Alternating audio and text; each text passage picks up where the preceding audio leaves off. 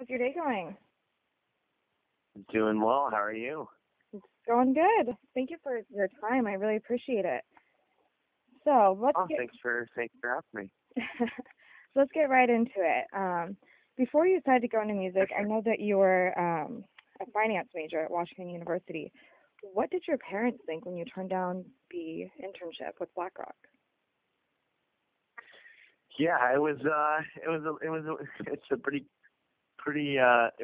was a risky moment of my life, but they were at first extremely reluctant and resistant, and until I had one of my professors talk to them, they weren't really buying into it. So it was Wow. tough. So you had a professor who was kind of helping you and like mentoring you. Yeah, no, I was very lucky that this particular professor at the school was a big proponent of dance music, and he kind of saw my opportunity as something that was extremely unique, whereas my parents kind of just saw it as just huge risk that wasn't a stable life path. My dad was in finance, and I was always supposed to be in finance, and so it took a lot to get them to finally change their mind. My mom was the last to situation. But things were just going too well at the start of my career for me not to take the risk and for me not to give it everything I had. Yeah, I mean, you really kind of, it seems almost like an overnight success for you. I know that I had seen you the first time in way back, I think it was 2012, 2013 at Ultra. Was that your first year there? Oh yeah, that was my first year. Was that one of your But defining moments, or what would you consider a defining moment in your career? it's interesting. I think there have been so many specific ones. Ultra that year was a little weird because I played kind of early, but I know like it's kind of crazy in the sense that it feels like it's an overnight success story, but it's really been like a 4 or 5 year success story. It's like no one really knows what I was doing before some of the big stuff came out, but it was a constant. It was a lot of work. It took a lot of effort to get the right music out there and get the music out there that I was confident in, get the music out there that I was both confident in and fans would extremely enjoy. So it was a constant, it was a constant struggle internally, like on the creative side, like what's going to work, what's going to take my career to the next level.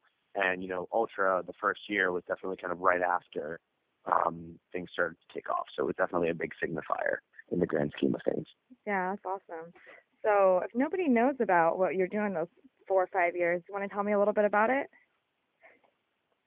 Yeah, I guess it started in college. When I was playing gigs. That was year one. I was playing gigs for 100, $200, sorority and fraternity formals, and I would kind of just save that money up for either new equipment or new musical equipment, or um, it was my partying alcohol money for my college years. So I started doing that because I didn't want to get a real job, and I kind of had to. And I was lucky enough to be able to do that. And then it kind of evolved into the next year where I started, making these mashups that started blowing up on the internet, and getting millions of views on YouTube, just kind of viral music that took my career to, like, I guess the first level. And then I started playing shows at on other college campuses. I started traveling around the U.S. and some of Canada, without even having set foot into a club. Like, I had only played college shows because none of the club promoters even knew who I was. It was supposed to be just college kids. So I would be playing fraternity basements at, like, Georgia Tech University, and I would fly from Washington University in St. Louis. On weekends I'd fly to other schools, and of course my grades started to suffer. So that was year two. Then year three, I finally linked up with my agent, Hunter, with CAA. He at the time was on his own agency and then merged with CAA. So now I'm with CAA. And he started building me in the club scene and the festival scene, and that's when I played Electric Zoo the first, that was 3 years ago, and Ultra and all these things, all of which kind of lent me a new level of credibility in my career. Yeah. And then after that, the last 2 years have all been about just making the music that I'm releasing and how it's doing on the radio, what DJs are playing it. And so it's been a very long journey, even though it feels like it's a pretty quick one. For me, it's encompassed, it feels like most of my memories are from when I started to DJ, and it's very difficult for me to recall memories at any point in my life before I was like 20 years old. So it's just, I guess 19, yeah, I started when I was 19. Was so, there a time that you 24. just decided that music is what you wanted to do, or have you always been musically inclined?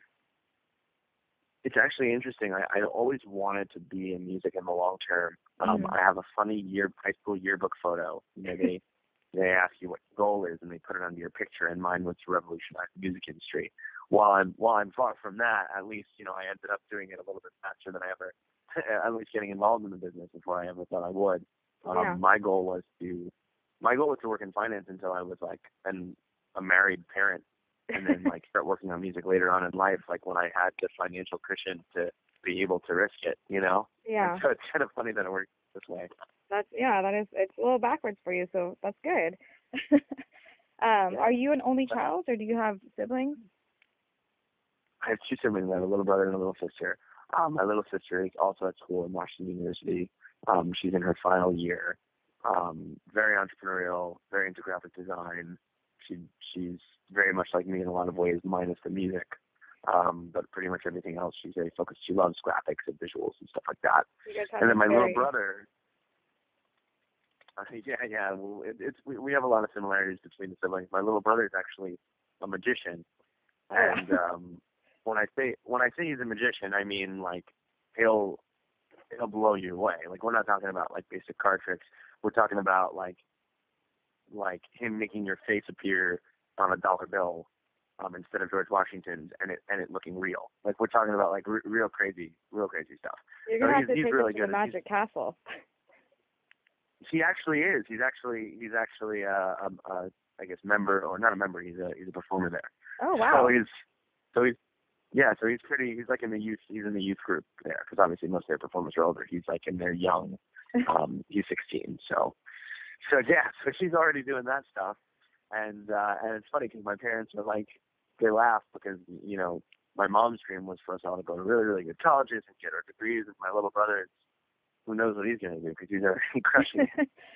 So it sounds like you have a very creative group of siblings there. Yes, definitely. So I want to talk a little bit about EDC this year. I caught you speaking at the EDM Biz, and you had a little bit of a rough time there. Do you want to tell me your process of the festival, what you do when you prepare for a festival? At the EDM Business Conference, obviously, as you know, the conversation was about improvisation versus planning. Right. And I think it's not even an opinionated thing. When you have 45 minutes to play, like I do tonight at the Staples Center, all of my songs, like if I were to play the fans the music that they knew, it would be longer than 45 minutes. Oh, of course. Right. Of course. You have a huge library of music. Well, exactly. So, and I have to play I'm playing my own stuff, right? Like I'm not, I will play other people's music. I do all the time, but in a show like today, I'm going to mostly play stuff fans have never heard before, maybe some edits of mine, but everything's going to come from me at a show, where I have 45 minutes. And so when you're put in a situation like that, DJing doesn't exist anymore. You're performing because that's all you can do. Assuming that you're going to play all your own music. If I was a DJ like him, and he doesn't really have much of his own music, and he's just playing other people's music, then yeah, of course, people are paying to see him improvise. People are paying to see him, quote unquote, work a crowd. That's not what people are paying to see me do. People are paying to see me play my unreleased music and the music that they know. And when you have a limited amount of time, there's only so much improvisation that you can do. And so, to shorten it up, I guess, because I can talk about this forever. When I'm in a club, I'll play 3 hours and 30 minutes of shit that I've never, that I'm pulling from the internet. Yeah. But when I'm playing a festival with production, with new music that no one's heard before, it's a performance. It is a performance. I agree. DJ. Well, let's talk about your unreleased music. Let's talk. Let's talk about that unreleased music that you have coming out. I know that you have something coming out with Dim Mak in October. Can you tell me more about that? Yeah. So I've worked with this vocalist named Bright Lights. Her real name's Heather. We've done four. This will be our fourth record together, and this is her single that I produced. And we got a lot of interest from some major labels, but Steve is a really good friend of mine, and I sent it to him, and he was like, he loved it so much, and really wanted to work with us on as big of a song as possible. And that song is called Runaway. It's coming out October 16th, and it's super different for me. It's pop but dance, and not it's not house at all. And so it's maybe one of the first non-house tracks that I've ever released. And it's fun for me because I get to, expand my creative horizons. It took a lot of time for me to work on it. Yeah. And that's why I don't release music as quickly as other people, because I take a lot of time, and because I'm learning new things and I'm figuring out new things. And so this one took, maybe 6 to 8 months to finish.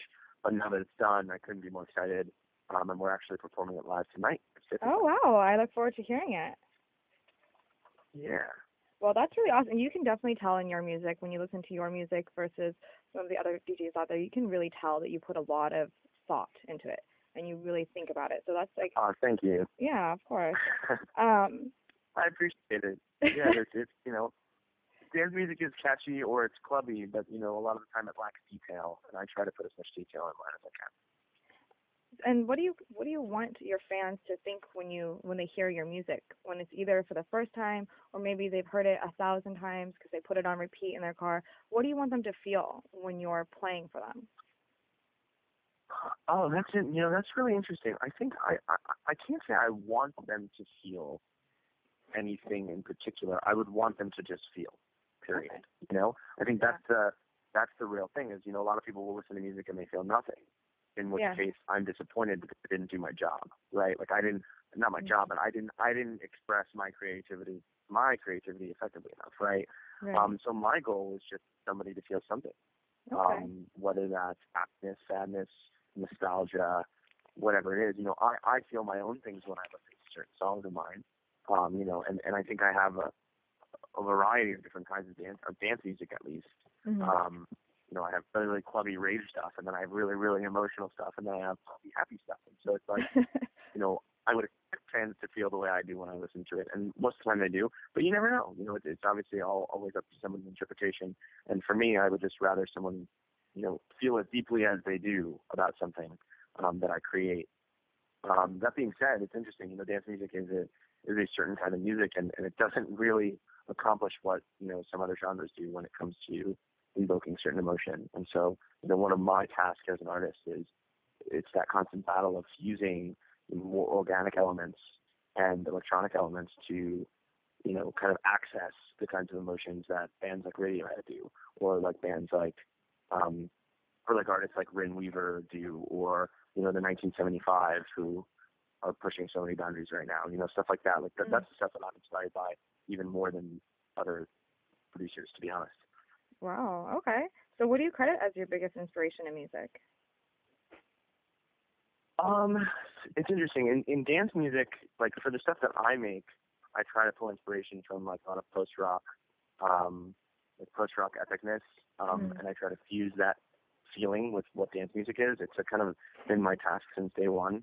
Like the Radioheads and the Sigur Rós of the world, just the epicness of their rock, of their music, and create, kind of paralleling that epicness in dance music. Of course, it's not going to accomplish the same thing because it's a different genre completely, but I want, when I play and when fans listen to my music, I want them to feel the extremes of whatever they're feeling, as opposed to just like, the contrary would be like Kygo, who's killing it right now, but it's homework music, it's music that you listen to when in your downtime or like in the background. It's not active, like, oh my God, I want to do this kind of music.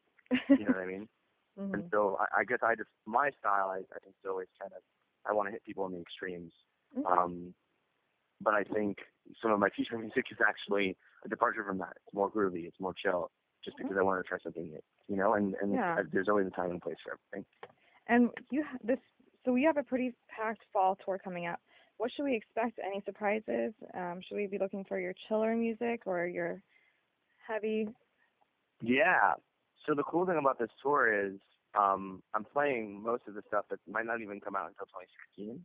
Mm-hmm. So, fans who come and see me on the tour will get to hear stuff that they've either never heard before and probably won't hear for a very long time. So that's really exciting. There'll be a couple of live performances along the way. We'll be debuting new visuals and production along the way. Not at every show, it just depends on the show because it's not a bus tour, it's a flyaway tour. Mm-hmm. It's a little, the structure is a little bit different. But the most exciting thing, the most exciting thing about the tour is kind of this new way that I'm DJing. It's not really something that's easily explained in a phone interview. It's more of a show and tell kind of thing.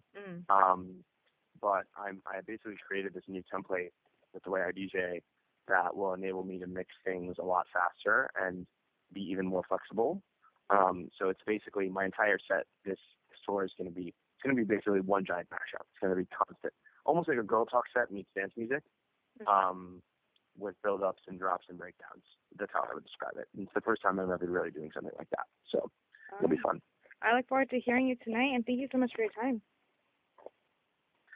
Thank you. It'll be great. All right. Have a great rest of your day. You too. See you later. Goodbye. Later. Goodbye. Later. Goodbye.